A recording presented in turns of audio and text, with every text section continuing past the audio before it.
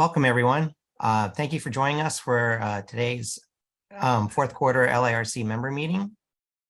I'm Alexis Arnoldi, and thank you for coming.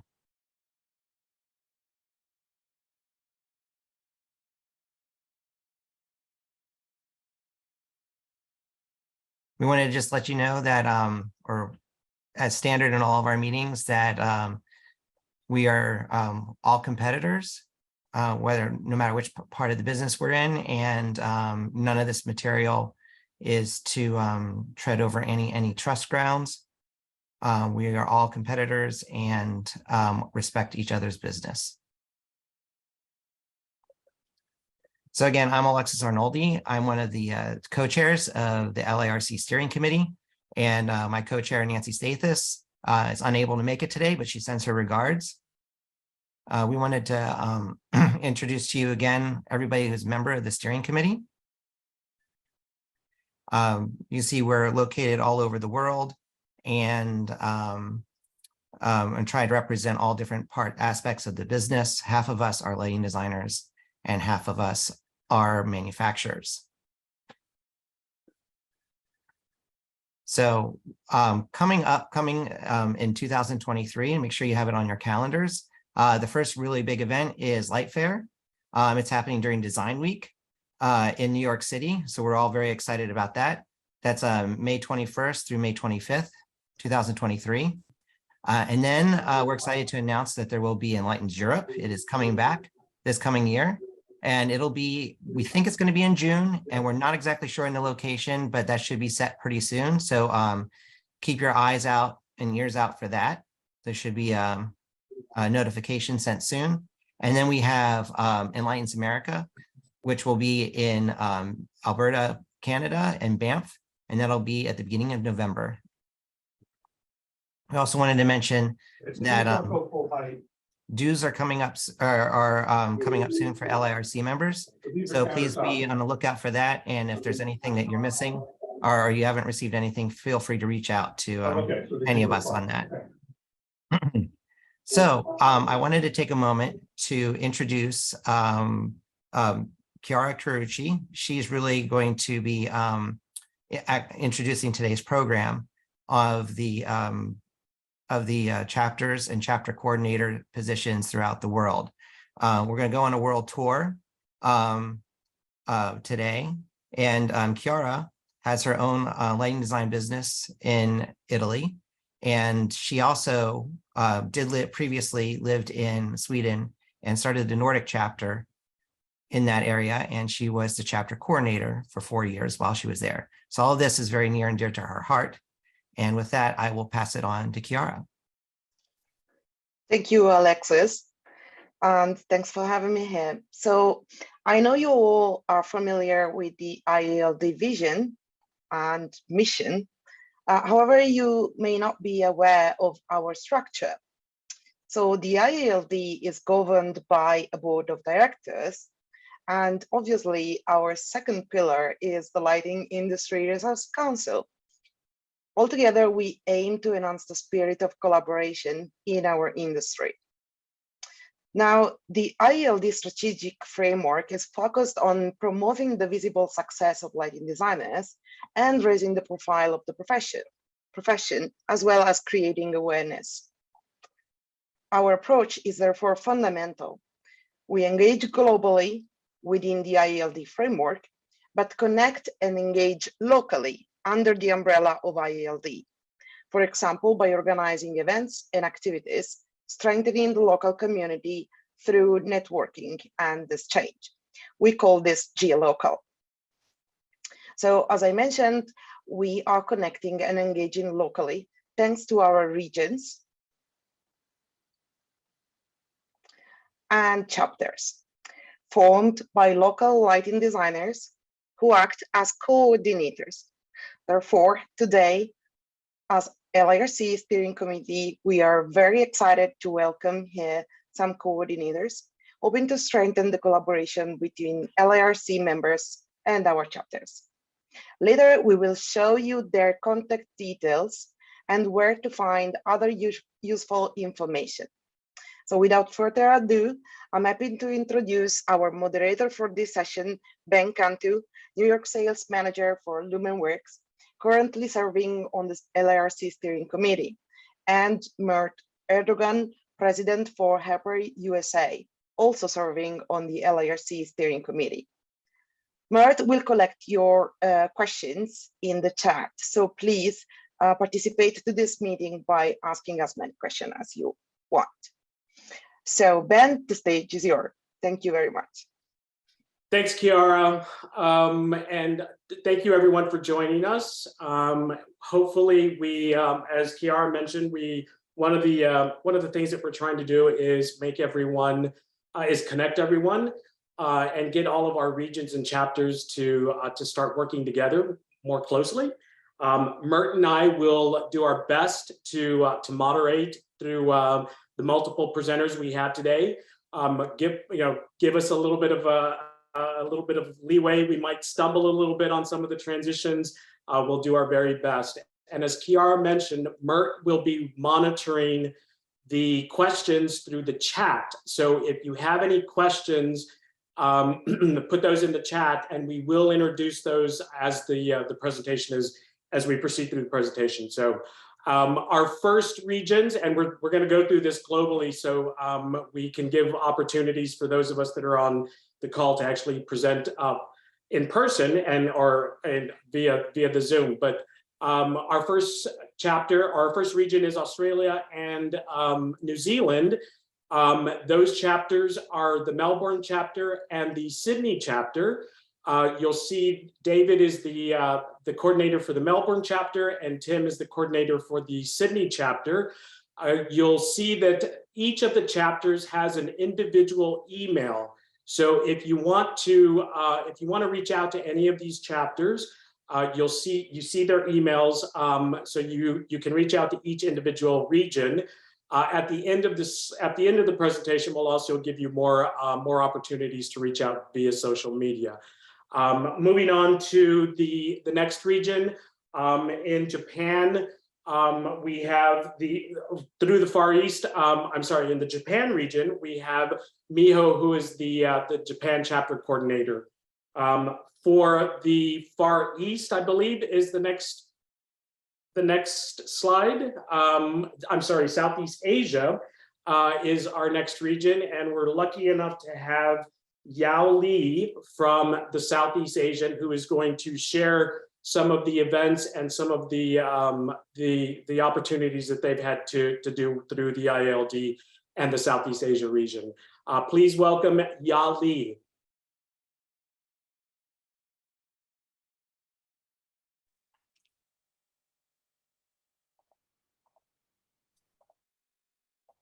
Do we have Yao Li?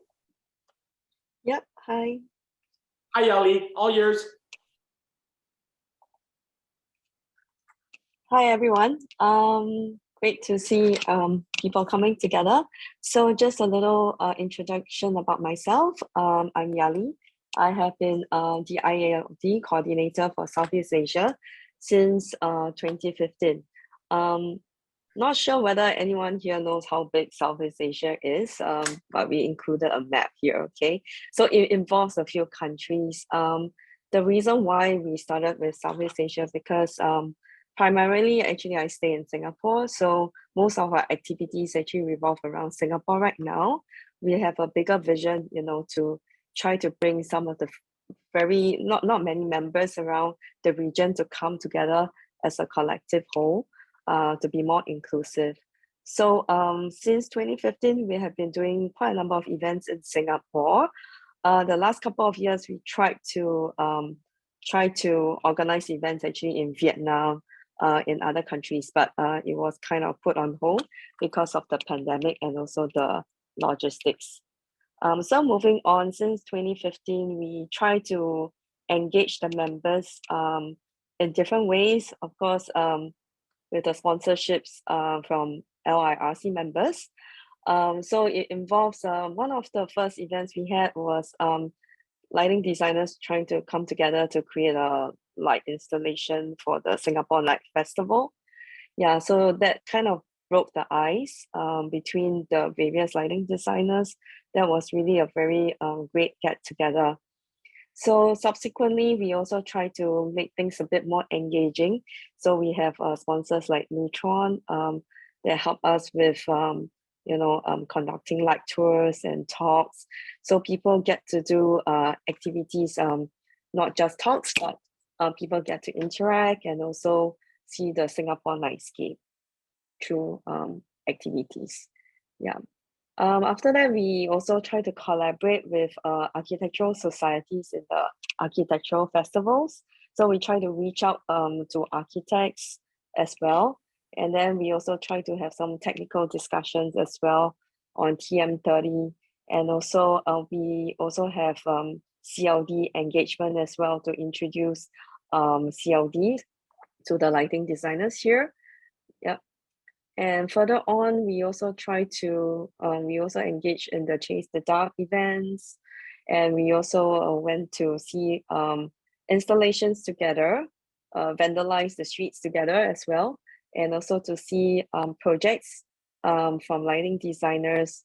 And then we also have the ex-president, David Katan, joining us from overseas. So we had numerous sponsors, and because of the sponsorship from the LIRC members, we managed to do quite a fair bit the past 7 years. We also have Kiara coming to our region. So we try to have more engagement with members from other regions as well. Yeah. So just moving on quickly, we try to like watch a movie together as well. Talk about certification, Christmas parties.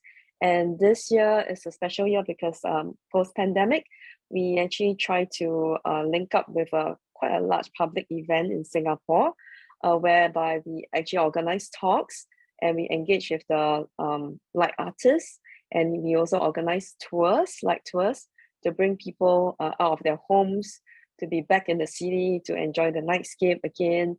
So that month was really busy. We had like literally so many things going on, from talks, engagement, to even lighting guerrilla workshops with students. Yeah, so that kind of sum up our last 7 years. Yeah, thank you. Thank you, Yali. As you guys see, what the idea is, we want to try to share, or we want to try to engage as many chapters as possible. So in doing so, we're hoping that you guys are inspired by some of these events. Next on the roster is from the Greater China, from the Greater China region is Uno. And unfortunately, Uno could not be with us today, but he did send a video, and we're going to share that video with you today.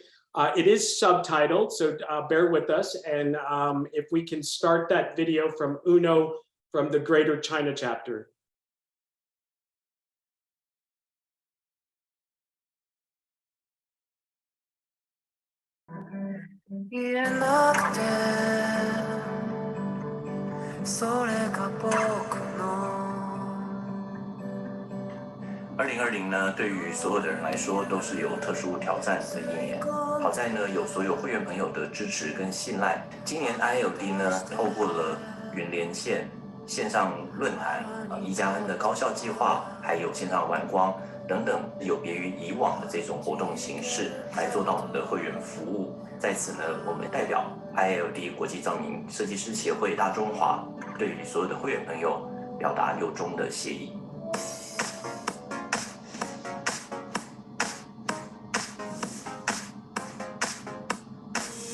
与和合设计白衬衫计划联合主办的1+N 高校计划呢，非常顺利的开展，这都要感谢各大设计机构及院校对于我们的支持。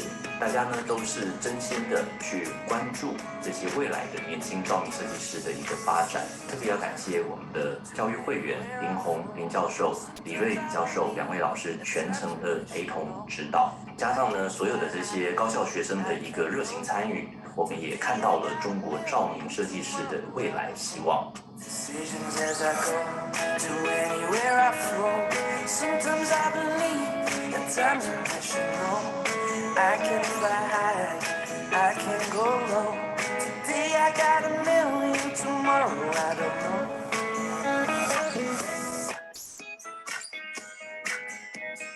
在今年这么特殊的情况下，我们非常开心，欧普照明排除万难，既如以往的支持我们，成为 IALD 大中华今年的战略合作伙伴，陪着我们一起完成了这些艰巨的任务。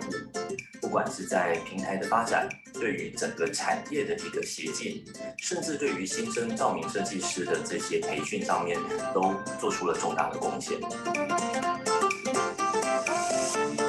欧普也一直是希望能够为照明的教育多做一些事情，这是我们企业所愿意见到的一个事情。我们也觉得我们责无旁贷，应该尽量去帮助相关的协会和大学一起来做这样的事情。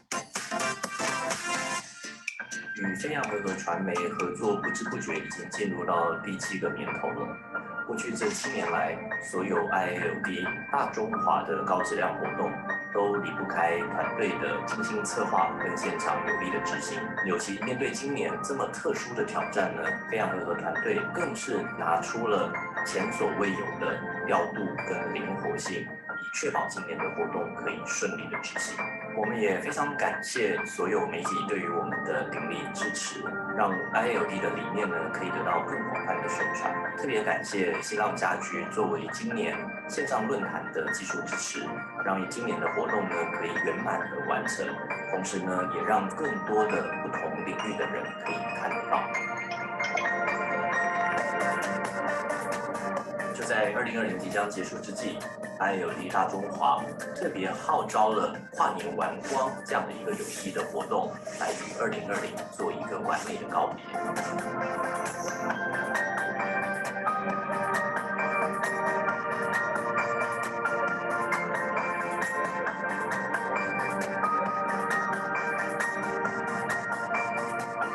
一路有光，不畏前行，共体时间，让我们一起用光迎接新的未来。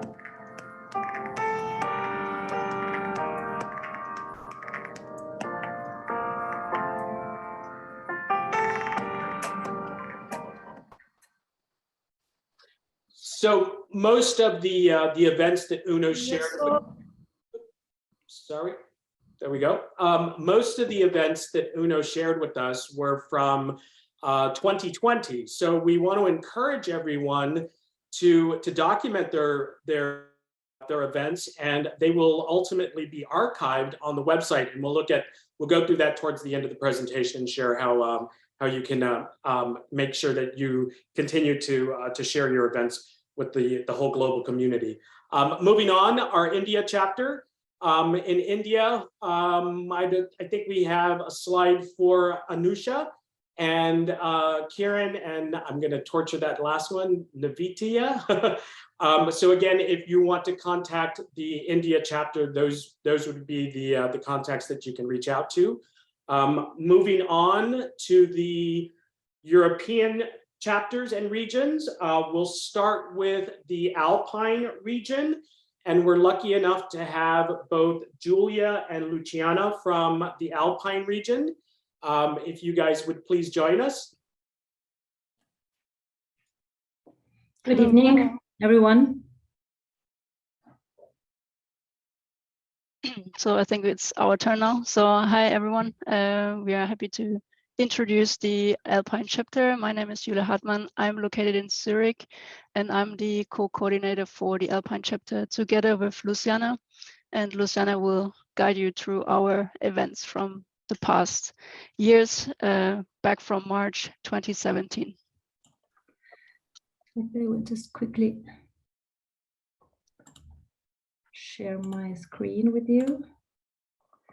So yeah, so my name is Luciana Alanis, and I'm also here in Switzerland, but on the eastern part. And we are coordinating the Alpine chapter, who is has like a community of around 80 people that we gather here in the surrounding of the southern Germany, northern Italy, Switzerland, and Austria. But of course, most focused on Switzerland because we have a stronger bond to the people here because we are both located here.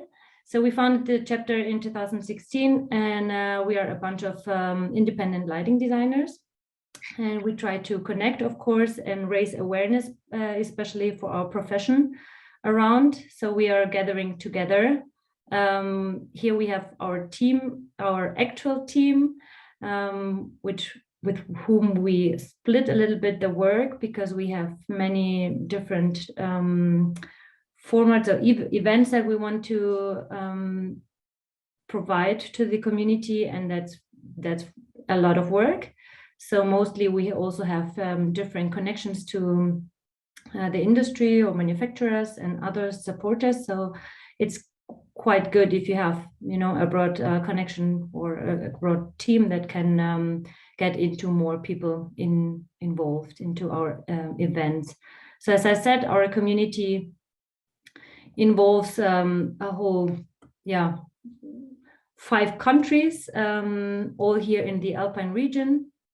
We are also in touch with some education institutes and also with the organizations that are located here. For example, the Swiss Lighting Organization, with whom we signed a friendship agreement. So we are kind of in a collaboration when it gets to events, which are only organized by the Swiss Lighting Organization, and this the other way around. When we organize things, we try to get them integrated as well.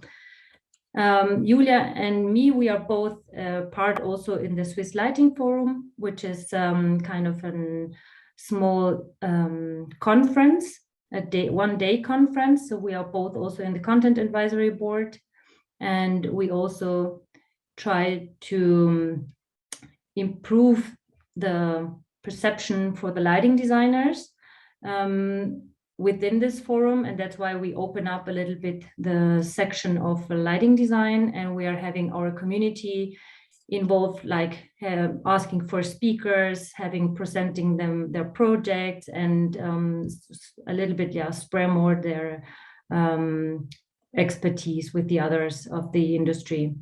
Then, of course, we have our social media channels, which is Facebook and Instagram, where we post a lot of things, mostly the very recent events that we are going through. And so we also have a lot of friends and supporters all around us who are joining for some of these events as well.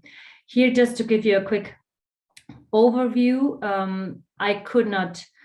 I didn't want to show you so many pictures, because since you read, we are around already for 6 years, so we are having a lot of events. We usually meet very regularly, like every 2 months, in a small group of around 8 to 15 people. That's only lighting designers meeting up, and we are discussing the most important issues. And also it's a little bit of an informal meeting, because it's also to catch up again with each other and have a beer, especially now that we had the pandemic. We already started again to meet, and that was really very valuable for everyone to see each other. So we also organize project visits. So we ask our community for the latest and very innovative projects that we can have a more detailed focus into it. And then they share, of course, their details and insights, and that's very valuable for everyone.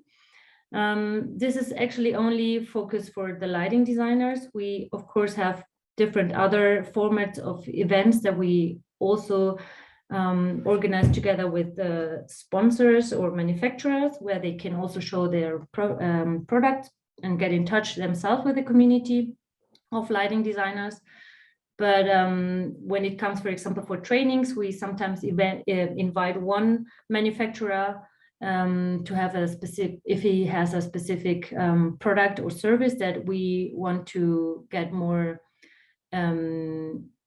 into it with our members, because we are, we're recognizing that there are sometimes a lack when the technology is improving or there are new products on the market and there is not so much know-how that can be shared because of a lack, for example, for continuing education. Then we try to cover this and we organize workshops and webinars. And then we, of course, very close work very closely with the manufacturers and other supporters. Then we also organized some lighting conversations, which is just a talk where somebody can just come in and share any important topic. We started with a very big event where we had around 70 people coming over, which was we were showing this movie. This is already, I think, 4 years ago with Martin and Sharon. That was a very nice event, and that also was kind of a icebreaker for us, because we have a lot of people coming over, not only the very independent lighting designers, but the whole lighting design community was coming over to meet and to see who is there. People here are very distant in sharing or getting in touch with their own peers who are actually like kind of, you know, this working on the same project or with the same customers. But we are trying to open up and to get people more in connection with each other, and this is working quite nice. So we are actually, I would say, improving with every event and every year, that our community is getting more open-minded to that. And of course, we also connect through like globally with the whole IALD community through these social events like Chase the Dark and International Day of Light, when we also have the offer of connecting with one of the manufacturers, for example, and providing a workshop or a tour around the city and so on. And here you can see some pictures. Also, we had a summer party once with many of our supporters, so that was a very nice get together. I think that's more or less a short wrap up of what we have done so far. So if you have any questions later on, of course, you can always come up and get in touch with us. We are with the normal email address from Alpine chapter. That's it. Thank you very much. Brilliant. Thank you, Luciana and Julia. We obviously, there are some chapters that have a few more years of events to share. So as mentioned, though, we definitely want to keep all of those in the past events. So we'll continue to add as many events as we can to those to that section of the website. Looks like we are restarting quickly. So we'll get back to the next presenter. Miguel is, well, let me make sure we don't miss a couple of regions here. So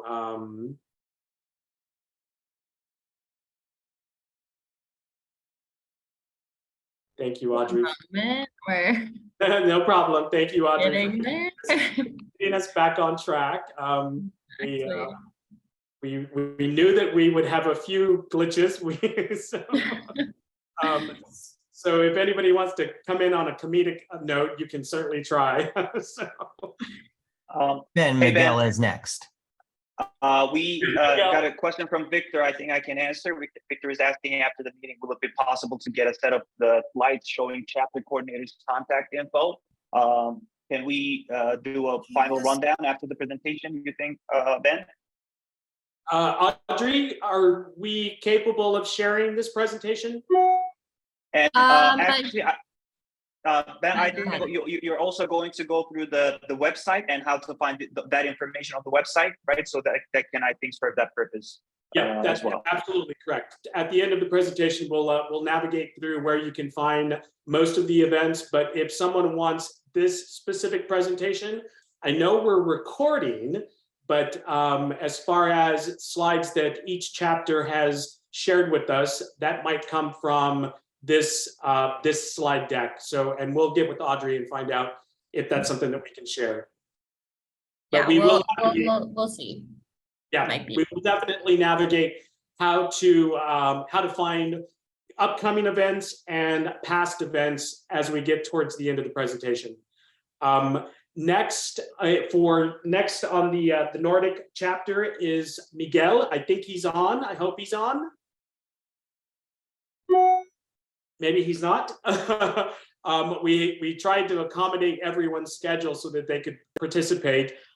In the event that Miguel couldn't be with us, he shared a written statement that I think, Kiara, are you going to share that with us? Yes. Okay, please do. So this is Miguel from Lutheran, and he's saying, Lutheran was very happy to be involved with the Nordic chapter of the IALD. Working with lighting designers around the globe is key for us. Supporting the efforts to raise awareness and drive adoption of quality lighting design, and enhancing the human experience is very much at the core of what we do. We look forward to future collaboration that deliver meaningful value and that supports the business and personal growth that comes with having the perfect light. Lighting design is often overlooked, and in many cases, by the time a designer is asked to work on a project, it is too late for them to have any meaningful impact. Good lighting needs to consider how the space is going to be used, and more importantly, who is going to be using it and what their needs are. Lighting is a life safety technology. It has practical implication and connects us to our environment at an emotional level. So thank you, Miguel from Lutheran. So thank you, Kiara. Miguel's share was our first from a manufacturer. We'll hear a couple of more. I just wanted to point out that that was definitely something that was coming from the manufacturing side. So as pointed out, the LIRC is the manufacturing arm of the IALD. So we definitely want to make sure that we get as much representation from the manufacturers as well. On the screen, you'll see that there's a couple of additional there's an additional Nordic chapter with the Netherlands chapter. Representing the Nordic chapter is Jorgen, and Jorgen is with us today and is going to share a little bit of their chapter. Jorgen? Yeah, hello. I'm Jørgen Kjær, and I'm part of the coordinator team in the Nordic countries. And I will try to share my screen. That's not my screen.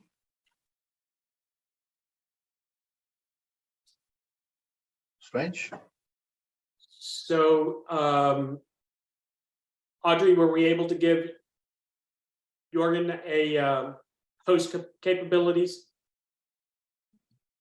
Yeah, you should have, you are a co-host, so you should have the capability to share your screen. Okay. And while we're waiting, let me step in. We got a question from Thomas Peterson from Lex Populi. He provided a very valuable insight and along with some recommendations. But Thomas, I think this might lead to deeper conversations. So I think it is best to get back to your question after the meeting and while we're doing the question session. Do you all see my screen? No, we do not see it. Oh, man.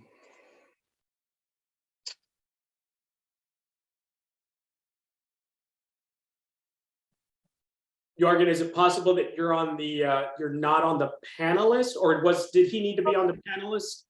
He is a panelist and he is a co-host, so there shouldn't be anything.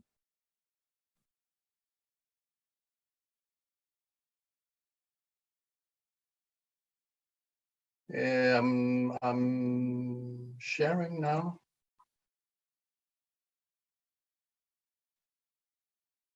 So sorry about that. Do you see my screen now? No, we're still on the main presentation.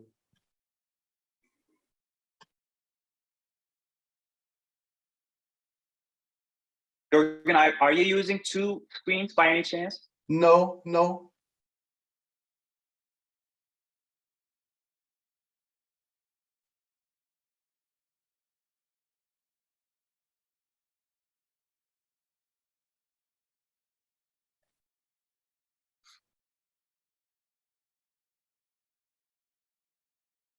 I'm so sorry. It should be working.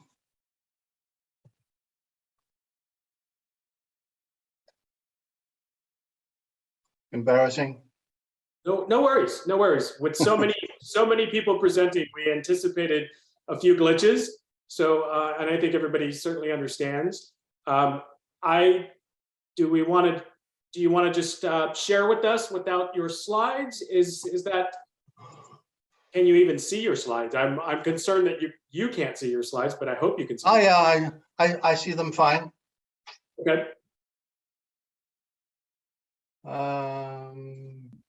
So Okay, Ben, may I suggest, why don't you go ahead and do Matthew, since there are no slides for Matthew?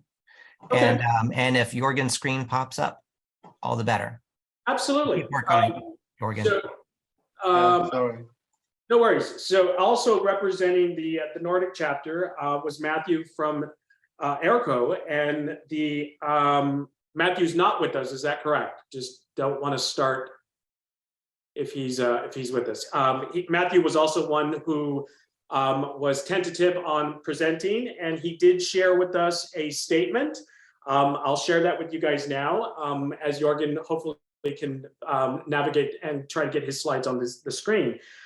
So from Matthew, again, another manufacturer. This is Matthew, represents ERCO. Without doubt, one of the greatest and most valuable parts of LIRC is the work that is done to build close collaboration between the lighting industry, lighting design, and the wider industry. An example of this was an online debate held in Stockholm where end users, lighting designers, and lighting manufacturing were represented. And an open and frank dialogue took place between Isabel, and I'm going to leave out the last names just because I'll just butcher them, Klaus, property developers, Martin, who's a lighting designer, Martit, who's also a lighting designer, and then Matthew from ERCO, representing lighting manufacturers. One of the key discussion points was around how the lighting world needs to do a lot more to enable developers and end users to understand the value that light can bring. It is very visible for lighting specialists and as yet still not very visible for those outside that world. All concrete feedback and discussion which can enable the entire lighting industry to move forward. So one of the things that Matthew had shared was there was such a, the developer was basically clueless as to what lighting designers brought to the party. So it was as Matthew shared, it was a very frank conversation where the end user and the developer simply didn't understand what the lighting designer was there to do and how they were there to help on the project. So it was definitely one of the more frank discussions where lighting designers still need to defend what they do and move forward in trying to improve the industry and the outlook of the lighting design community. So thank you, Matthew, for that. We'll try again for Jorgen, if we can maybe get Jorgen's slides up. I'll try.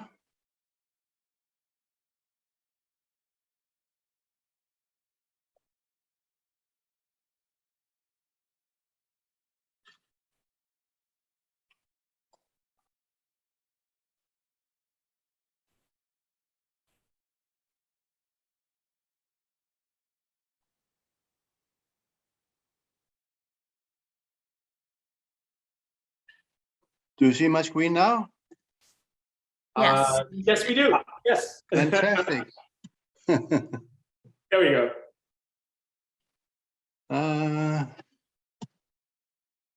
Okay. There we go. Sorry, everybody. It helped to restart. Okay, I'm Jørgen Kjær. I'm part of the coordination team in the Nordic countries. We have a quite big area to cover.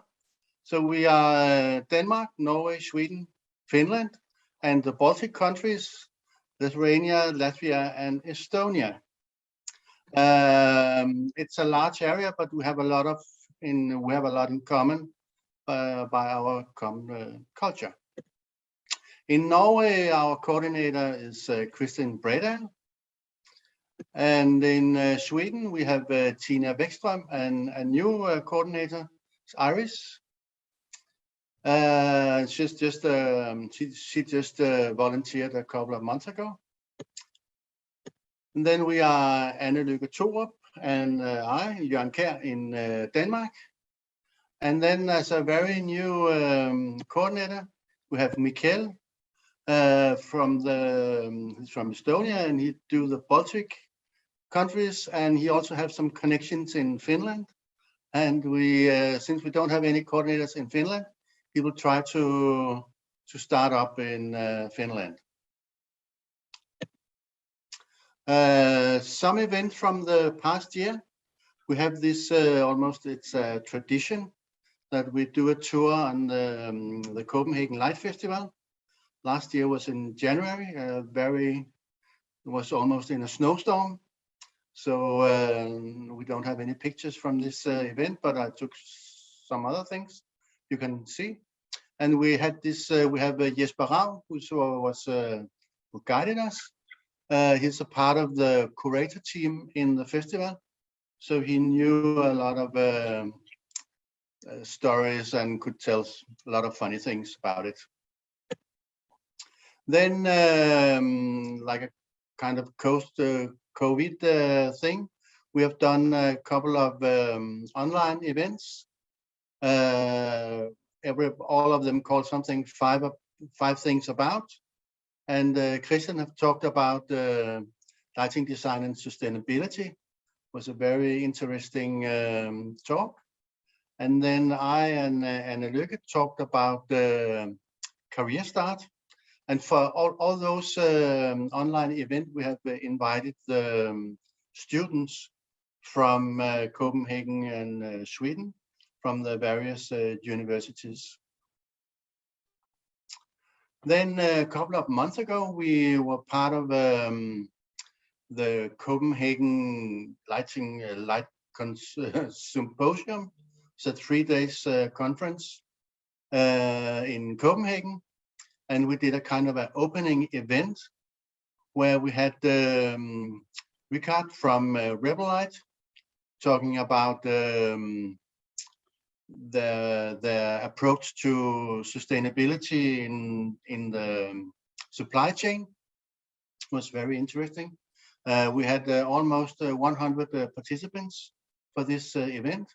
And we were so lucky that we have Chris and Emma participating with each. They did a talk, two quite interesting talks as well. And I had a small tabletop with some promotion stuff. And then very soon we're going to have an event again with the Copenhagen Light Festival, and again with Jesper Rav as a tour guide. And then all years we end up in having some sponsored drinks and food by Rebel Light, and they are sponsoring again this year. Then for the coming year, we will start up again for those online event, 5 things about, and we almost have planned a date for having a talk about lighting control, and one about the mistakes and failure in projects. And we're working now. Next week we'll try to settle some more topics and get the date fixed. And then this spring we're going to do an event, something called Copenhagen Contemporary. It's an art gallery where they specialize in art with lighting. And we have this, we have James Turrell, and there's also another artist, should be quite interesting. And we're having the tour guide sponsored. And then also we'll have a quite interesting tour in the Copenhagen Tivoli by this guy to Friborg, who's head of all the programming, lighting programming in there. And we'll do this tour in April. So I guess that was all from the Nordic chapter just for now.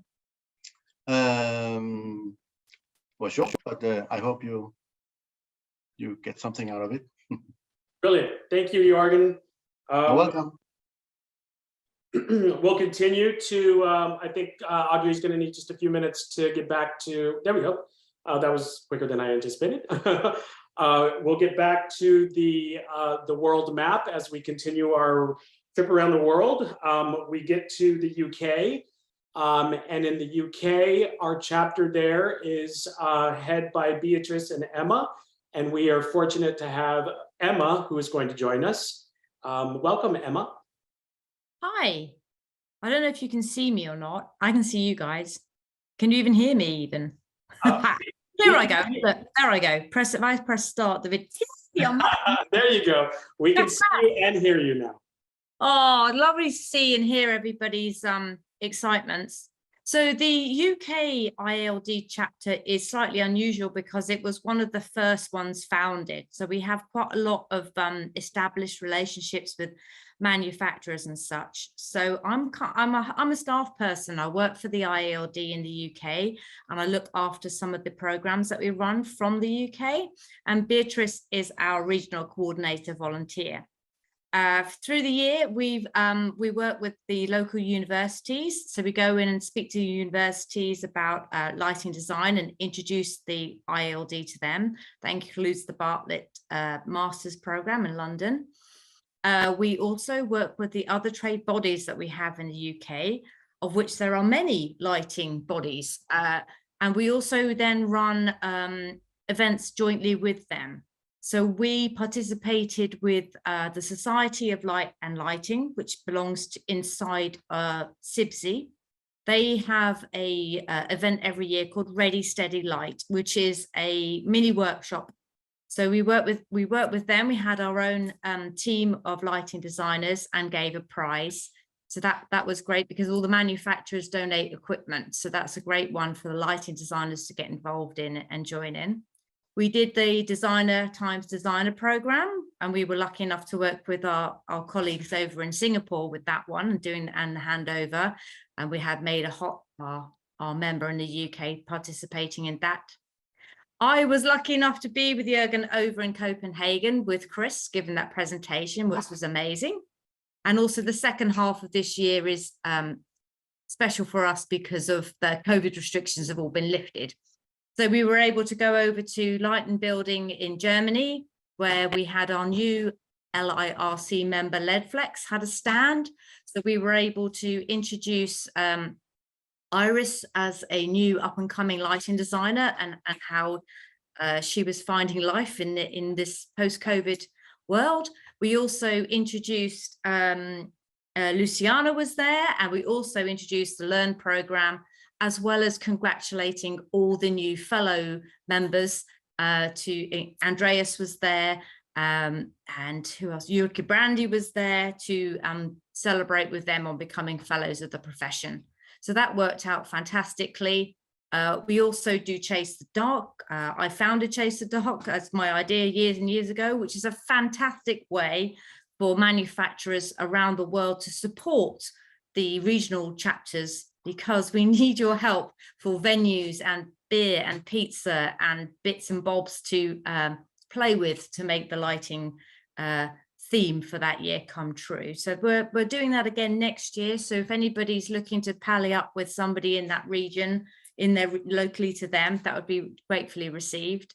I also look after Lights and Alingsås, which is fantastic. And I know some of the people on the call have either been students there or participants there or workshop heads. So thank you everybody that's participated in that. And again, this is a great opportunity for manufacturers to supply equipment for people to get their little hands on and play with. That event in Sweden attracts around 80,000 people that come and visit that small city every year. So it's a very great exposure for what we do as lighting designers.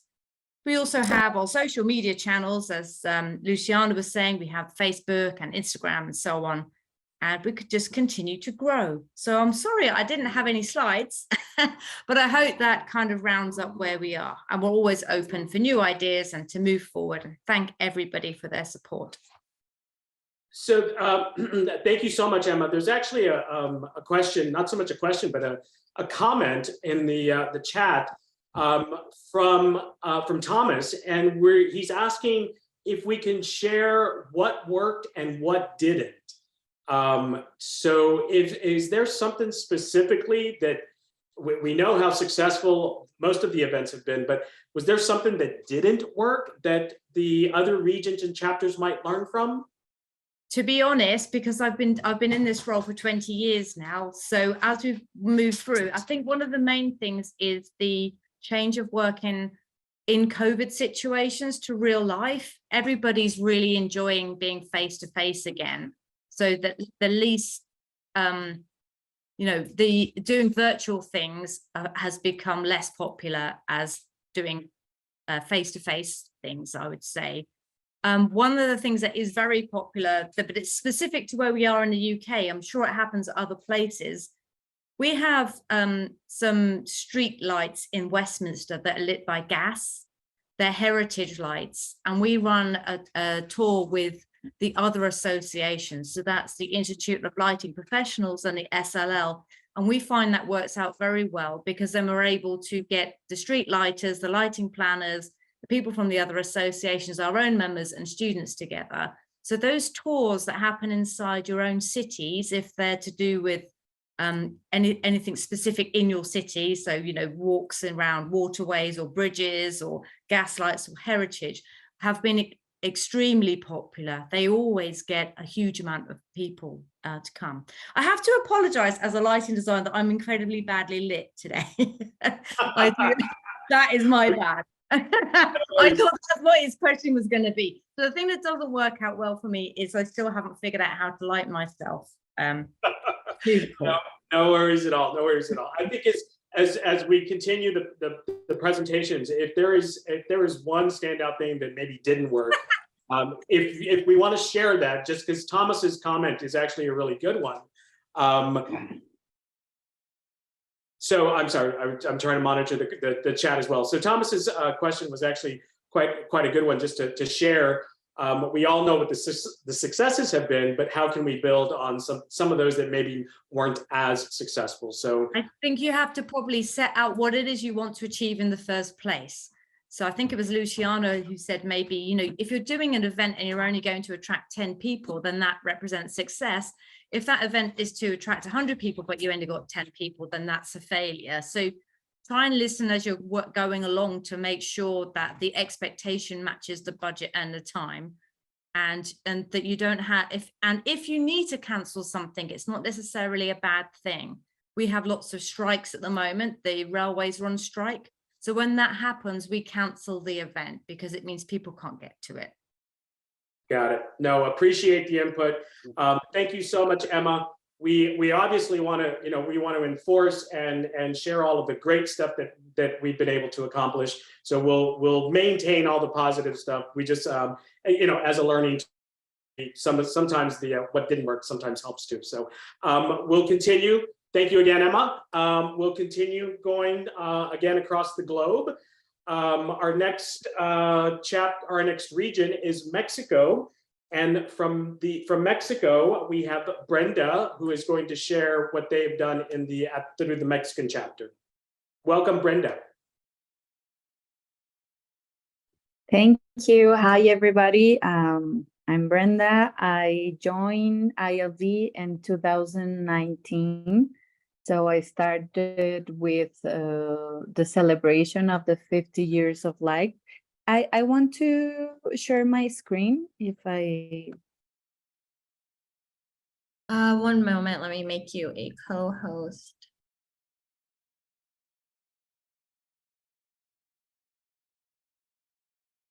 All right, you should have capability to share your screen. Yeah. Thank you. So can you see my screen now? Yes. Yes, we can. Okay.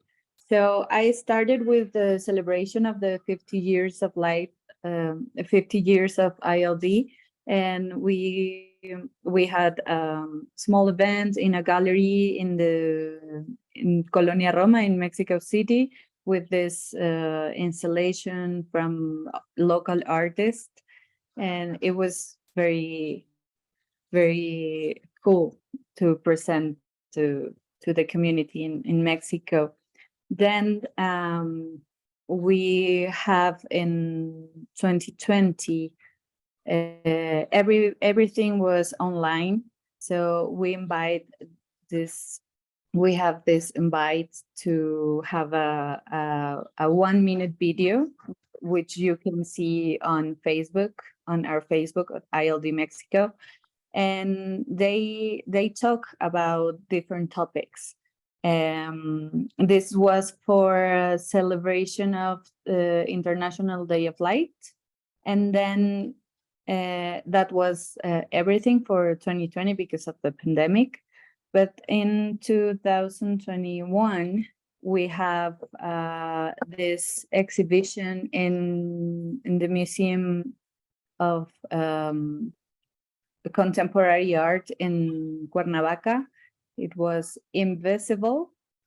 And I invite local artists and designers to create beautiful pieces. This is a video I want to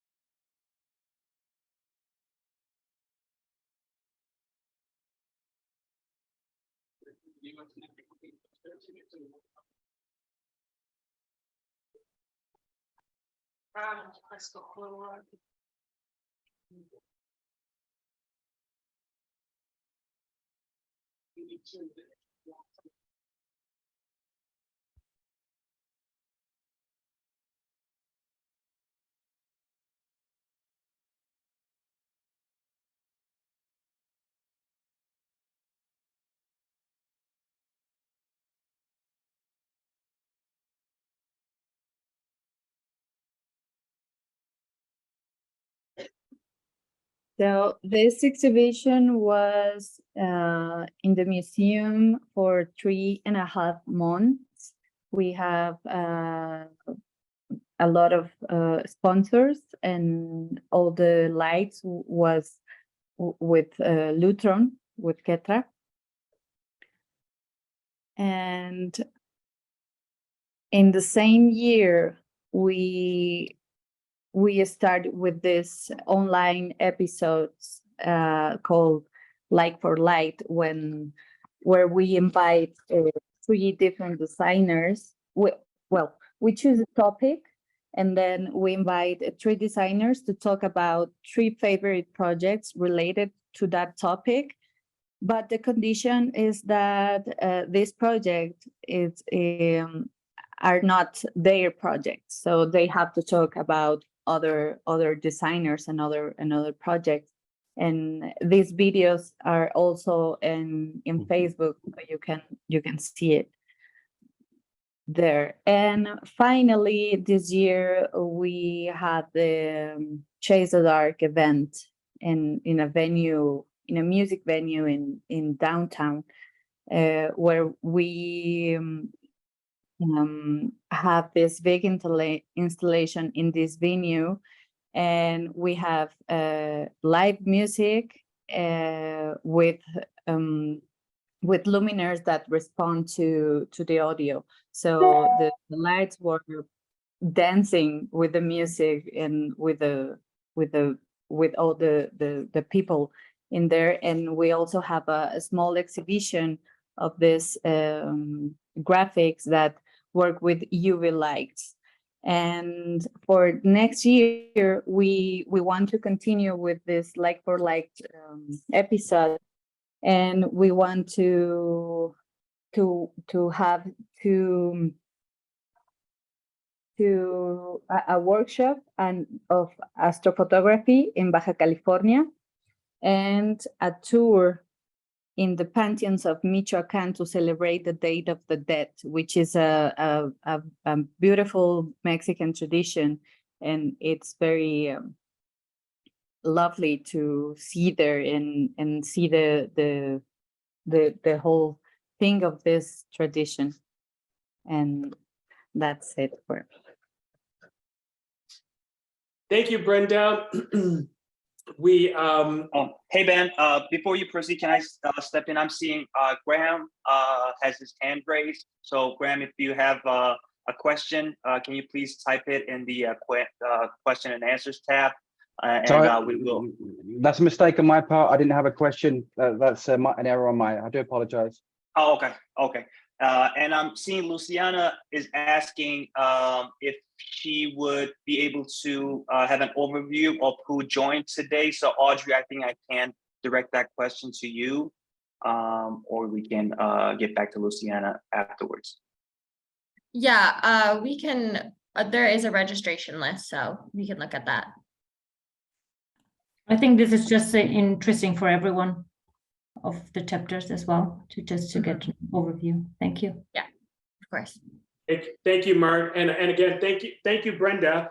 We kind of ended abruptly there, but it's great to see the involving local culture, and I think every chapter has an opportunity to do that, or every region has an opportunity to do that. So if you can include something like Dia de los Muertos and infuse something from the lighting industry, that I think that's an amazing approach to take. So congratulations on that.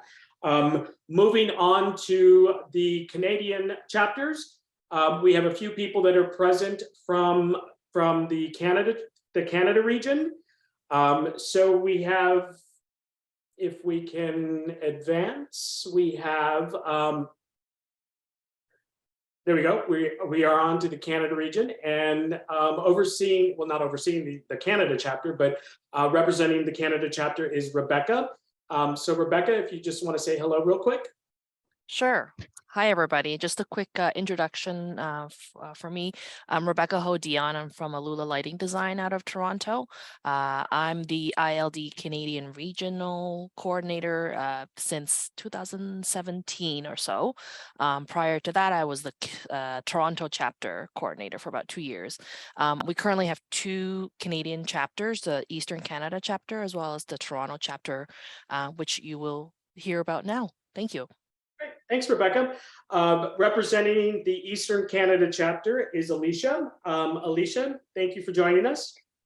Hi, hello everybody. I hope you're enjoying your presentations. My name is Alicia Davila, as Ben just introduced me, Rebecca, and I'm a senior lighting designer at CS Design. I'm a co-coordinator with Sophie Charvin, that unfortunately she cannot be with us today, for the Eastern Canada chapter. Our chapter was born in parallel with the COVID pandemic, and because of regulations, governmental regulations, we haven't been able to organize any event in presence. So for the next year, it's going to be our first, it's going to be our priority to organize different events that are going to allow us to really be in touch with the people, with the designers, architects, and our members. So in the past, we have worked together with all the Canadian chapters with Chase the Dark. We invite all of our members, and we count with the sponsorship of different manufacturers to make arrive some kits so the designers could play with different objects and being able to share through our virtual meeting. We also participate on the Design by Designer with one of our members, Alex Duga. So one of our main objectives on the Eastern chapter is the promotion and the recognition of a lighting design profession. That's something that we've been living as a hard portion in our day-to-day lighting design work. And in that sense, our 3 main events that we're organizing for next year the main objective is going to be that. So the architects, the designers could really recognize the profession and get to know what the importance and the adding value of a lighting design. So we are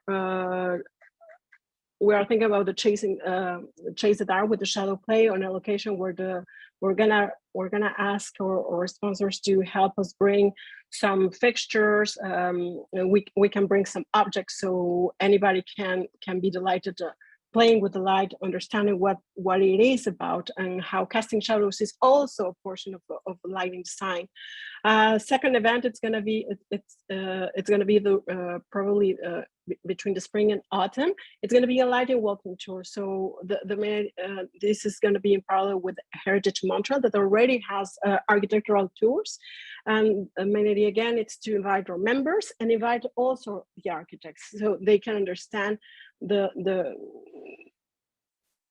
lighting design apply to case studies of different type of buildings.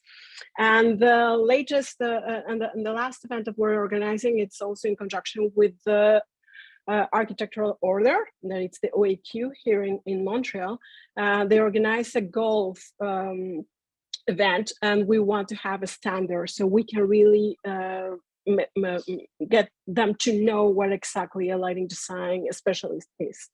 So we're looking forward for your support and to share our lighting passion. Thanks again. Thank you so much, Alicia.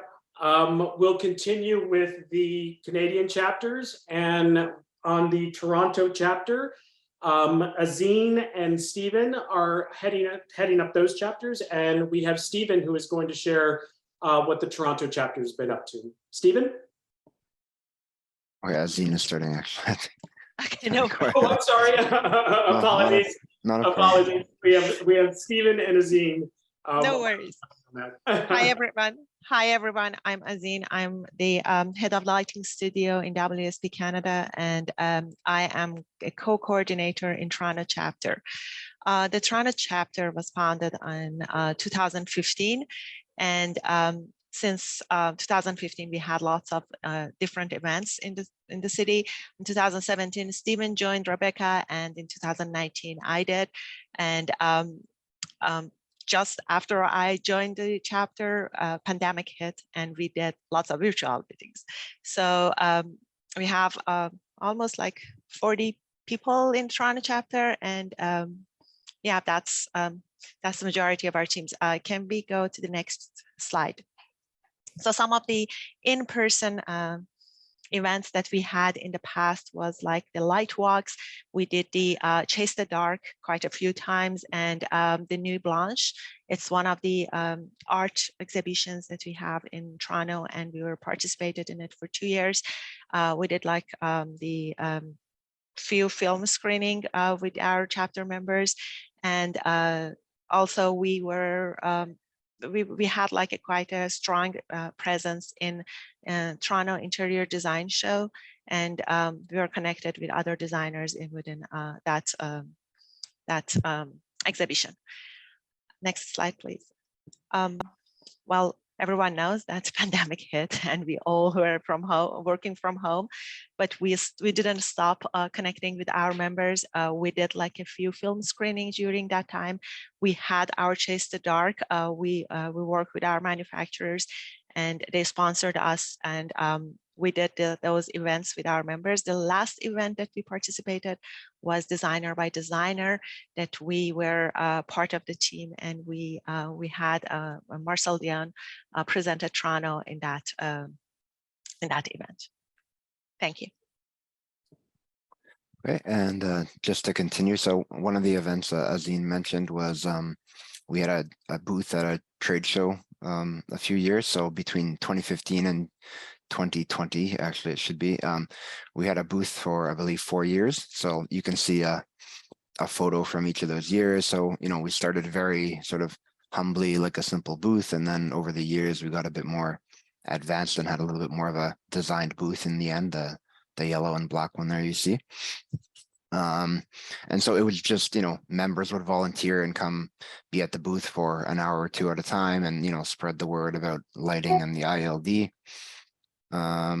Yeah, and so we had a pretty good turnout. It was a pretty main event we did those years, and I think it was pretty successful.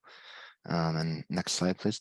And then we just wanted to show, we've done yearly LIRC sponsorships a few years in the past, so we just wanted to share what we had done in the past. So 2018, 19, and 20, we had some yearly sponsorships, and those helped us do a lot of fantastic events in the trade show booth. So we just wanted to say thank you again, and to look out for our sponsorship for 2023. We're going to be trying to do that again. Thank you. Thank you, Azine. Thank you, Stephen. We will continue on to the US chapters. Obviously, there's a significant amount of those. So we'll start, you'll see all of those chapters on the screen now. But we will start with David, who is representing the New York chapter. David, are you with us? Yes, hi. Can you guys hear me and see me? We can hear and see you, yes. Great. Looks like, can I share my screen? Let me make you a co-host. We anticipated some of the challenges, but we're glad that it's actually working. So we weren't quite sure if we could get everybody to share screens, but it looks like it's working. So give us a second, and Audrey will cue that up for you. Okay.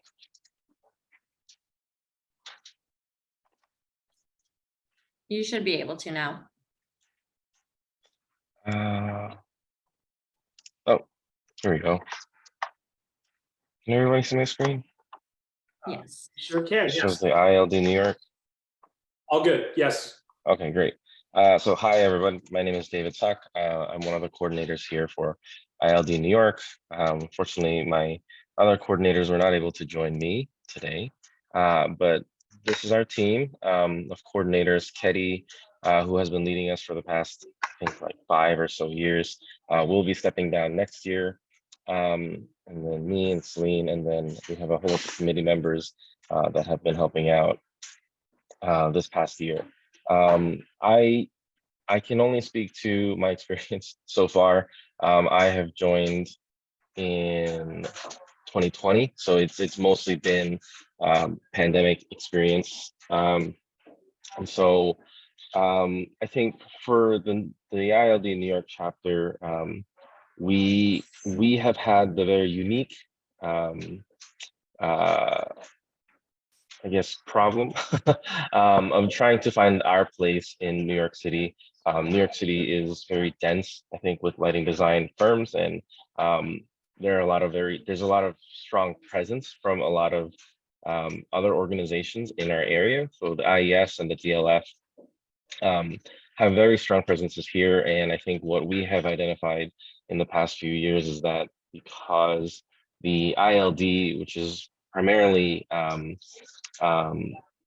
run by volunteers and by designers exclusively, it's been a little challenging to kind of put events together. I mean, we've been collaborating a lot with ILRC partnerships and in doing that, but I think even just kind of on the planning side, it has been a little daunting when other organizations have like full boards and like full-time staff that are able to sort of do that. So here in New York, we have found that it's trying to find our voice and trying to find our identity and what really separates us as the IALD versus these other organizations. And what we have done is sort of done the lengthy analysis of the organizations and our organization and the ILD and how does it kind of fit in. And so we've sort of identified the three different ways that we want to try to focus our efforts here in New York. And so we have like what we called IALD Does for creators, and so it's a little bit more hands-on, it's a little bit more creative, so stuff like Chase the Dark. And we have also here in New York the Moonlighting, where lighting designers share their sort of like out of like after work hours activities. So like if they do like painting or some other kind of creative activity, we had like this sort of gallery type of sharing, and that's a collaboration with the IES. And then for what we called IALD visits, we have been doing ticket giveaways for various exhibits and galleries, and also trying to do visits to different firms and to different offices. I think during the height of the pandemic of 2020 and 2021, when we weren't able to go out as much, we put a lot of focus on trying to support local organizations and local groups. And so we did not only ticket giveaways, but we also did giveaways of like for local businesses to sort of highlight restaurants and shops that we really liked and wanted to promote, to try to support them in that way. And then for our collaborators, or really just our social events, we've been calling IALD Plus, lots of collaboration with the various organizations that we mentioned. And we have the upcoming industry holiday party with DLF, WILD, IES, Women in Lighting, really everyone. And so I think it kind of gives an overview of where we're at. And then as far as events that we've been doing, we've been, in the past year, we did have a sort of debate type of event called Lovers of Light, which I think was a LIRC partnership. And we have done all the other events that people have mentioned from other chapters like Chase the Dark. And this year, we wanted to try something a little different and really try to put a focus on collaboration with universities and students, people who are studying to be lighting designers, to provide resources for anyone who is aspiring to be a lighting designer, and providing just sort of showcasing and highlighting all the various lighting design firms here locally in New York, and really trying to connect students with professionals even prior to graduating, so that they are able to feel a little bit more comfortable when it comes time around to interview and to find a job. And that's it. Excellent, David, thank you so much. For those of you that don't know, I'm pretty embedded in the New York community. So I think one of the interesting things that David shared is potentially co-branding with some of the other organizations. So, if anyone else has tried that or has been successful with that, please share that with us. Because I think that's especially in New York, that's a great opportunity to try to co-brand with some of the other organizations. Thanks, David. We had Nancy slated next to share with the an LIRC perspective from manufacturers, but she couldn't join us. So we're going to move on to the Philadelphia section, or I'm sorry, the Philadelphia chapter. And from the Philadelphia chapter, we have Chelsea. Chelsea, welcome. Hello, thanks for the welcome. I don't have a slideshow necessarily, but I was just going to go over past events that we've had.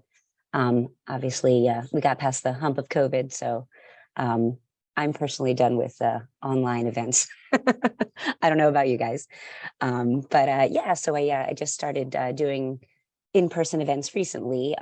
Just did a gallery event. It was a gallery that was, the exhibit was lighting and art as a combo.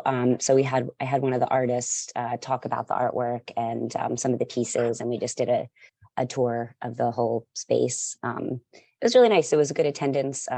The Philly chapter is fairly small. Usually the events are around between 10 and 20 people. It's easy to kind of do, different things in that sense. It can keep it pretty flexible, but usually it's more on the casual level, I would say. But yeah, moving forward, I guess I'm doing the holiday party. Like you said, I tie this one in with the IES. So we've done it for the past, skipped 2 years because of COVID, but we've done it for about 5 years, I would say. And it's always a nice turnout. Usually we have around like 50, 60 people, which is good for the Philly area.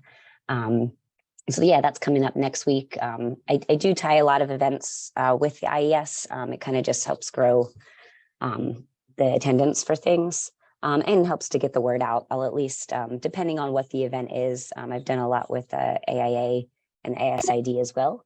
So depending on what the event is, I'll invite others in as well, just to at least for the support and then just to get the attendance up.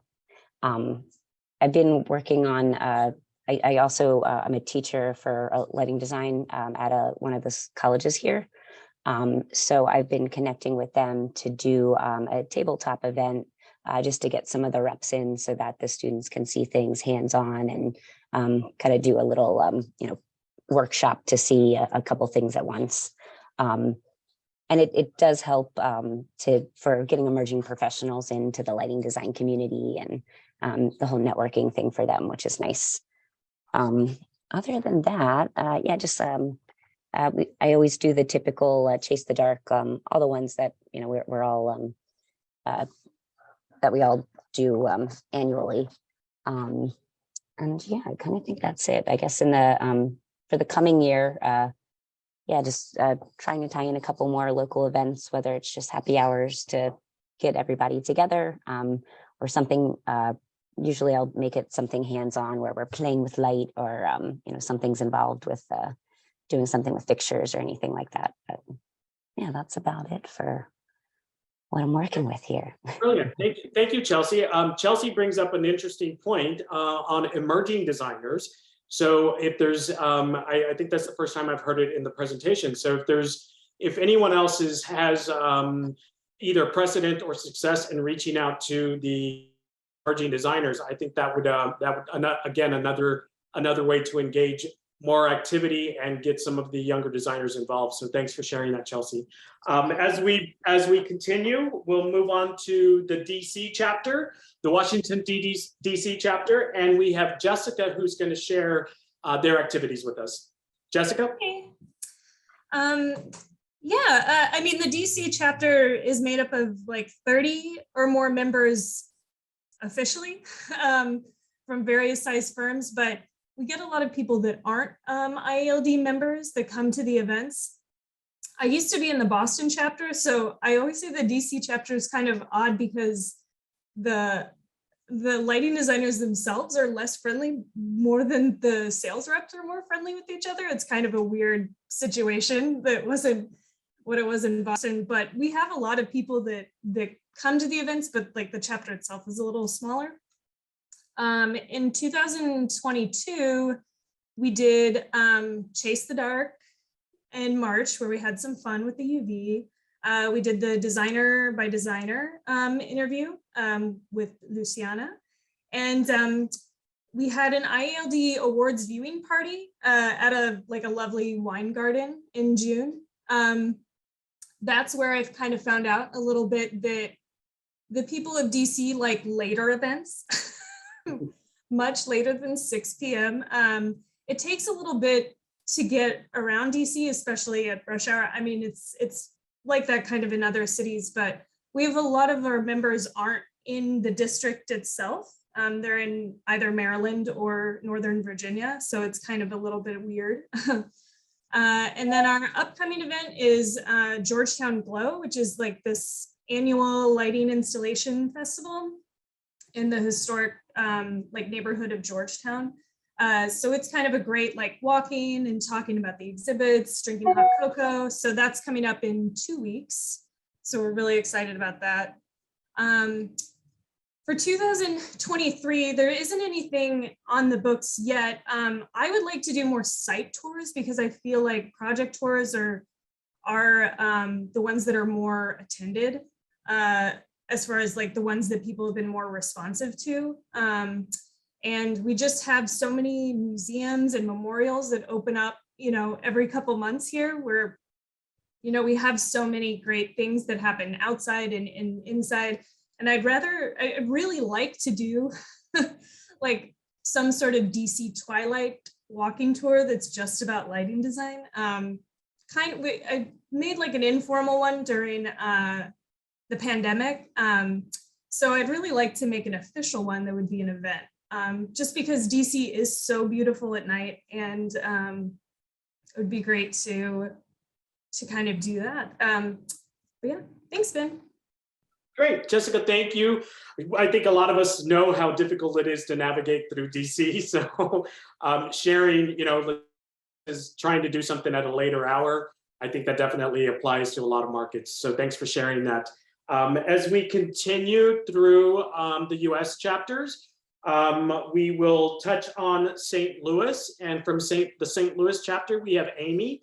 Hi, Amy. Hi, Ben, thank you.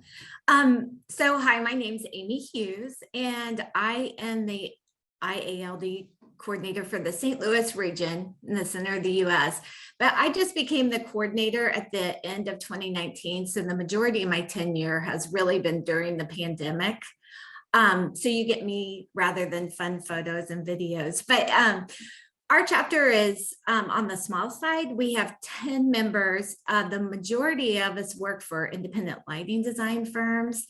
And we seem to have some younger people entering kind of this area. So my goal is to recruit some of them as they get more experience. But within our 10, we do have designers that work for the East Coast. They work on West Coast firms. So there isn't a lot of conflict on projects, which is wonderful because we're really able to just kind of talk and learn from each other without feeling like there's any type of competition. So what we're currently doing is meeting quarterly for lunch, the next one ironically being tomorrow, and 7 of the 10 have confirmed. So we always get a really good turnout, and we try to pick a restaurant that's either one project that someone has done or near a project that we have done, and then we walk through it and talk about it, ask questions. So it is kind of fun just to do, just because we all have different experience, so we can learn from each other. But we did participate in the designer by designer event, and we are very hungry for events and education. So we will have more to share moving forward. And we welcome any ideas that anyone wants to bring to me. So thanks, Ben. Sure thing, Amy. Thank you so much. Amy brought up another point that I think is interesting that obviously was an effect of COVID.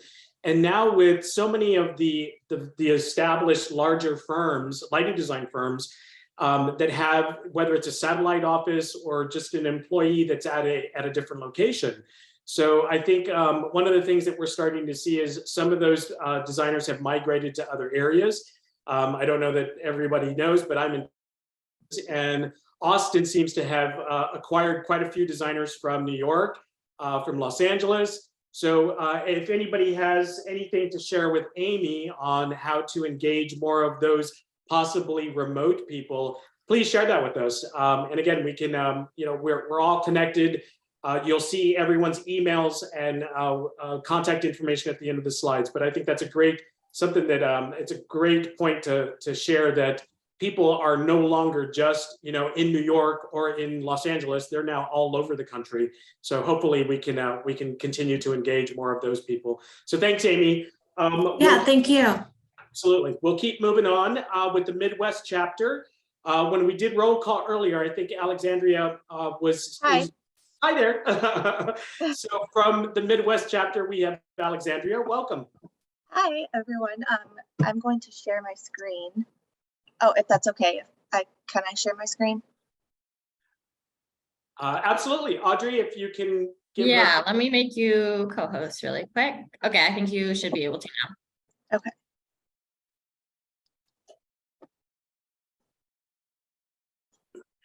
Okay, so I'm Alex, or Alexandria, and we run the Midwest chapter based in Chicago. Jackson, Petterman, and myself. And I just kind of wanted to give a rundown of a few events that we've kind of done in the past and the turnout of kind of what we're about. We've done a lot of like architectural tours, trying to focus on lighting within the city. We've done, movie screenings and open discussions afterwards about lighting. We've done, this is kind of the making of the Art on the BART downtown Chicago, where we got up close and personal of how the projectors were put together, how the architectural lighting was integrated, and kind of getting the whole community involved. We've done kind of like we rented out the Harris Theater and did a live dance and lighting lecture of how to capture movement with lighting, which was a really interesting and great event. And then we also, just socially like to do fun things, like we'll do an annual bocce ball tournament. With the pandemic, it obviously kind of made things a little bit tough, but we're really trying to get this going again, moving forward. And then we usually always try and participate in the Chase the Dark events. This past year, we did Lovers of Light, great working with Ron Steen. And we had a really great turnout for that. It was a lot of fun. And then we also, we love collaborating with the LIRC members. And this was a collaboration too with the RDI, which is like retail design architects and design interiors. And we had a forum and kind of a closing to the IALD Chicago office. And we hope to kind of keep pushing forward and doing great events, so long as we can get some good sponsorships this year. So that is all. Brilliant. Thank you, Alex.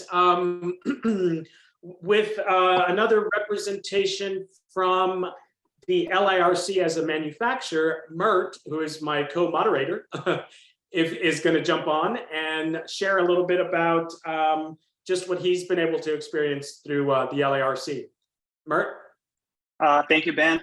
I'll be very quick. I think we're running low on time. So I'd like to share my thoughts and my experience about being involved in chapter IALD events. I think just like any other IALD event, chapter events also hold tremendous value for a sponsor. I think sponsorship costs are very reasonable in terms of what you're getting in return. And as a manufacturer, the networking and learning opportunities are incredible, and the level of intimacy and the comfortable setting in these well-organized events makes the time and effort totally worth it. But to me, especially, it goes one step further. Beyond that, I'm a firm believer of the saying, if you're not having fun doing what you do, you're probably in the wrong business. And I can say that all of the IALD events are always fun. So I'd like to briefly talk about one of the more recent events I've been a part of, which was the Lovers of Light event. Actually, it was prepared together with LIRC, the one in Chicago I've been a part of. For those of you who do not know the structure, it's actually quite fun. So there's a debate setting for several lighting designers. There's certain conversation topics, and you can imagine fun conversations leading to laughter, sometimes heated conversations. It was quite fun overall, and great exposure opportunities for sponsor in overall setting, and the before and after event mingling setting was also perfect. And I think I can speak for everyone here, since we are all involved with IALD and LIRC. We should be holding similar values. I can say that anybody you meet in these events are 100% worth your time to speak with. It can be a lighting designer that you can potentially collaborate with in a project, or it can be a manufacturer who shares similar ideas and even sometimes problem that you want to discuss. So I'd like to strongly encourage everyone to take a look at the IALD website to see the chapter events that's going to be in your region, which chapter coordinators if you want more information, and just consider attending and sponsoring these events as they are truly tremendous value. Thank you again, everyone. Thanks, Mark. We'll continue our westward movement. So from the Rocky Mountain chapter, we had Rachel slated to share their input, but I think, Alexis, are you going to chime in here as her surrogate? Yes, I will. So we have Alexis. Rachel's on. I don't think Rachel's on. No. Okay, I'll assume no. All right. So Rachel wasn't able to be with us today. She's one of the chapter coordinators for the Rocky Mountain chapter. And they do a great job of mixing together some fabulous lighting events along with some social activities to for team building in their area. So you see in 2022, they went to the Meow Wolf Convergence Station in Denver, which has a striking lighting component to it, and they collaborated with the IES chapter to do that.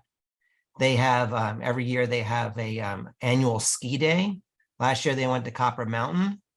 This is something I want to be part of, and I think they're throwing the gauntlet down to the Alpine chapter. We're working on that. In May last year, they had an event talking about the CLD qualifications. They had a fabulous trip to see the James Turrell Sky Space experience.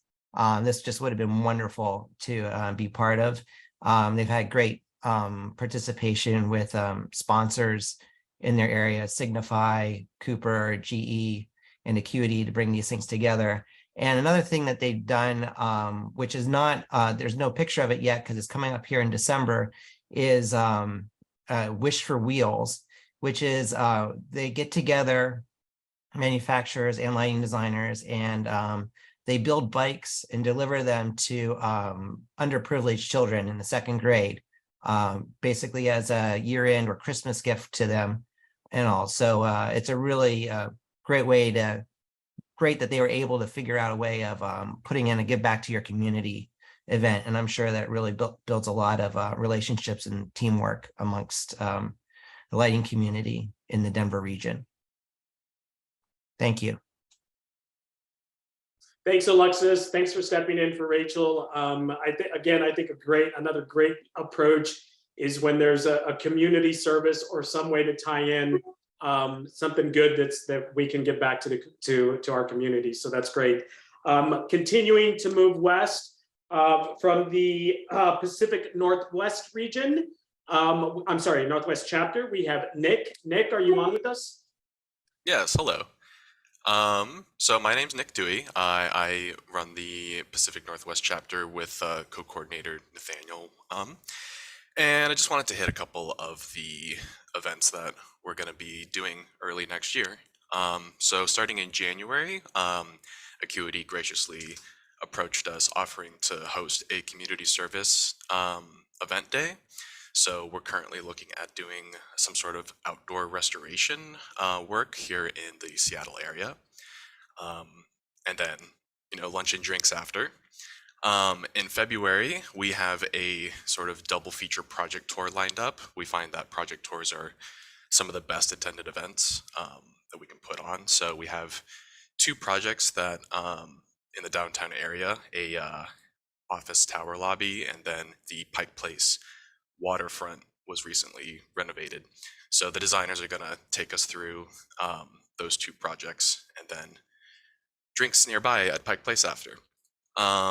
In March, we have partnered with the local IES chapter to put on a lighting slam event. This is something we've done every year now, except for over the pandemic with them, and it's always incredibly well attended and received. So we put a call out to the community to give us a sort of a presentation. It's a 20 by 20. You get your slides automatically go forward every 20 seconds, and you've got 20 slides to get through your topic. We like to keep it nice and broad, just sort of lighting related, and it's always really interesting to see the different directions people like to take with that. We've had it range from anywhere from technical to wildly abstract, so really cool event, looking forward to. And then the last event that we currently have slated on the calendar is going to be in April or May. We have reached out to 2 lighting designers in the area who also teach at the local colleges in the lighting programs. And the idea of that event is to put on a light play event that is also geared at attendance with the students. So that way it gives them an opportunity to engage, kind of network with professionals, kind of bring everyone from all levels of experience together. So yeah, that's what we're planning for early 2023. Thank you. Excellent. Nick, thank you for sharing. We're just so that we try to stay on track, I'm going to move it straight along to Haley, who is representing the San Francisco chapter. Haley? Thanks, Ben. I am Haley Lawrence. I've been a coordinator in the San Francisco chapter since 2018. Before that, I was a coordinator for IALD DC for 3 years. Pre-COVID for San Francisco, we were doing about 6 events a year, so 1 every other month. Pretty ambitious, but we really enjoyed it. So our goal with those events is to bring people together, create connections, inspire, educate, and foster a sense of community. Since the pandemic, we've been doing about 2 events a year, but we've had a much higher turnout of around 40 to 50 people at these events because I think people just really want to be out and see each other. Previously, we were capping our events around 20 to 30 people. So we're still trying to do, our idea is still to do a variety of different size events, so some small and some large, because they tend to draw different audiences. We're constantly asking for feedback from our events, and people always want to see project tours. That's number 1. So for the past couple of years, we've been focusing on doing a lot of those, and they've been very successful. You can see in our photos here, we have some images from 2021. We did a project tour of the Alameda Seaplane Terminal. A really fun event. We got to ride the ferry over to the terminal, then have drinks. So there was a social component, and then we did a tour of the terminal with the lighting designer. This past August, we did a tour of the Presidio tunnel tops in collaboration with IALD San Francisco. That was really fun. Picnic in the park and then enjoying panoramic views of the bay. Super foggy August day, so typical San Francisco weather, but I think that made it even more fun. And then we had a tour led by the project team on that as well. We also did Chase the Dark this past year, which was always super fun, hands-on event. We also participated in Designer by Designer. In 2020, we did a virtual sound bath to help people kind of relax during the pandemic, which was really fun. We'd love to do an in-person one soon. And we participated in a group event that was led by IALD New York for Light Fair 2021. It was really fun to collaborate with different chapters on that. So other events we've done in the past, collaborations with different groups, IES and WILD, CLD certification, done a neon tour by a group that focuses on neon preservation and restoration, lots of light art tours. And in 2019, we did a haunted house tour, which actually was an idea that came from a manufacturer that wanted to sponsor it. So we're always open to ideas. If there's anyone local to the Bay Area that really has a cool idea for an event, especially if they want to sponsor it, we're always open. And you can check out our Instagram for images from some of these other events. So right now we're currently seeking annual sponsorship again for 2023 from LIRC members. So if you're interested, definitely reach out. Thank you guys. Excellent. Thank you, Haley. I think Haley brings up another great point on collaborations as well as sponsorships. So there are several LIRC members on this call. So hopefully, if within your regions, they'll reach out to you, or don't be shy and reach out to those manufacturers. So we do want. I think there was one. So again, thank you, Haley. I think there was one question in the chat that we want to try to get to quickly. Mert, did we? Yeah, Ben, we actually have two, one from Luciana, one from Thomas. Luciana is actually not more of a question, but she offered to provide more insight about the engagement process, about how to make these events possible. Luciana, do you want to very quickly touch on the subject, then we can move on to Thomas's question, or Ben, should we do that after you provided the other information? I think if Luciana's available to share, if we can just keep it to a short description. Yeah, very short, of course, yeah. I thought it would be interesting because, I mean, that's the main focus on how to collaborate with the LIRC members. So for us, for example, for the Alpine chapter, we have some different models on how to get in touch with the supporters or manufacturers.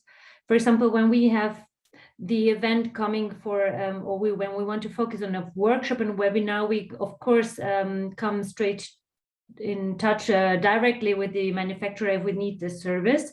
And then it's up to them, on where to provide the, space or the material as well, and giving maybe also a kind of lecture from themselves. So this is one possibility. Then we also had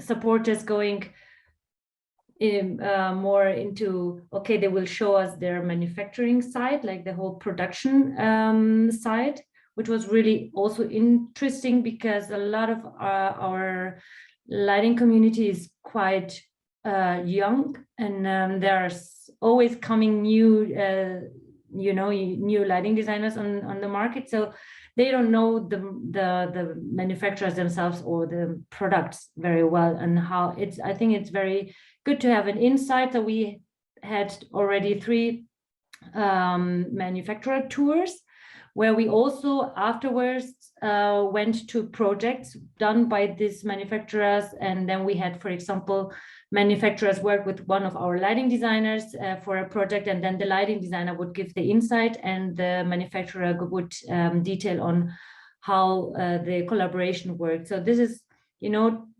very important also as well on how to see that we need the manufacturers getting in touch and also being open to collaborate with the lighting designers, and how they can really improve a project with a good open-minded, I would say, working mindset.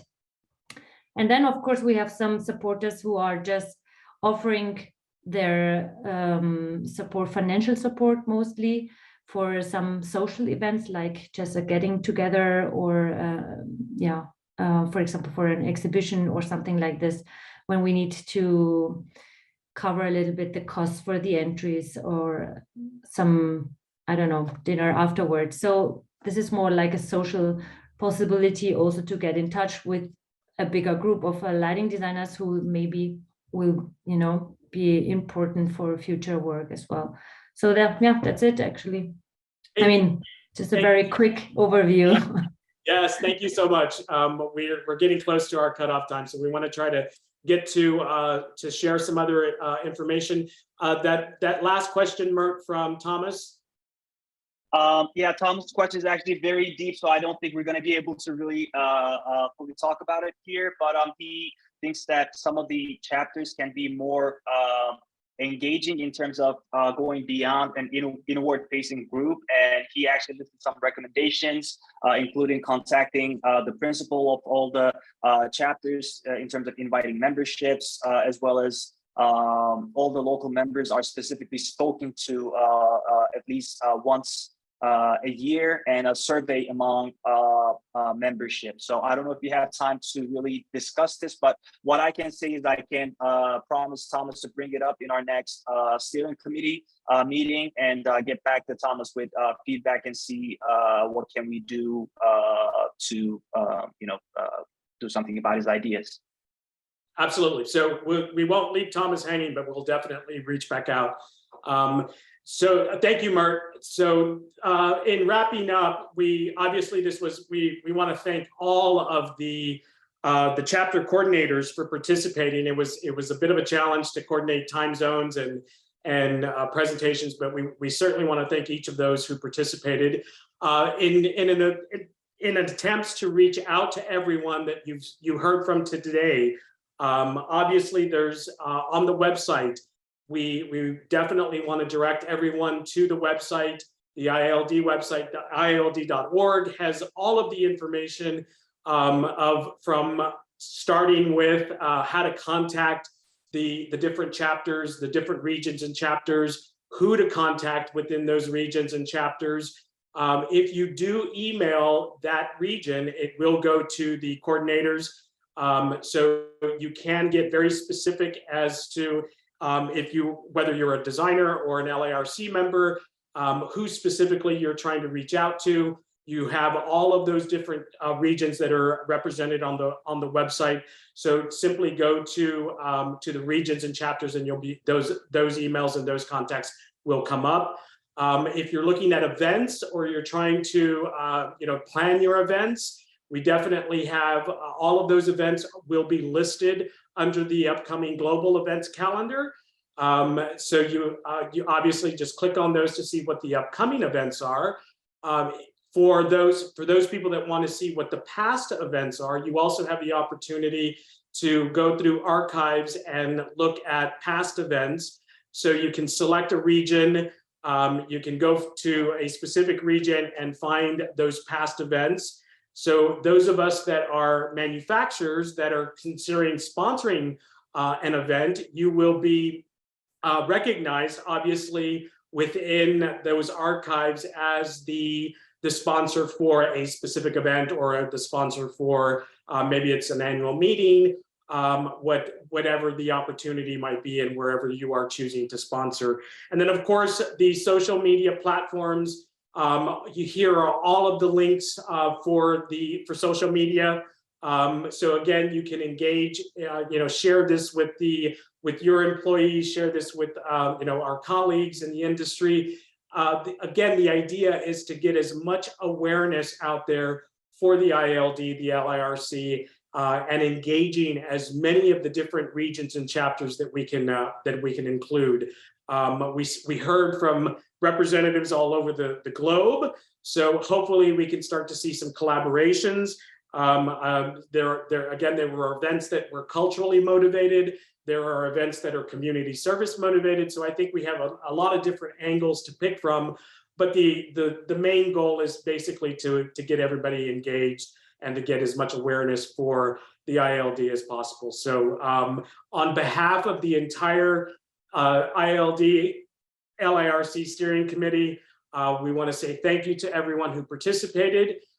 We are right at our time slot, so if there are additional questions, you saw the emails, please reach out to any of those regions or reach out to the committee members, myself, Alexis, Mert, Nancy, who couldn't be with us, but anybody on the steering committee that might be able to help you. we're certainly available to give direction and to assist any way that we can. So, and again, thank you to everyone who participated. So we appreciate the time and the efforts. Thanks again, everyone.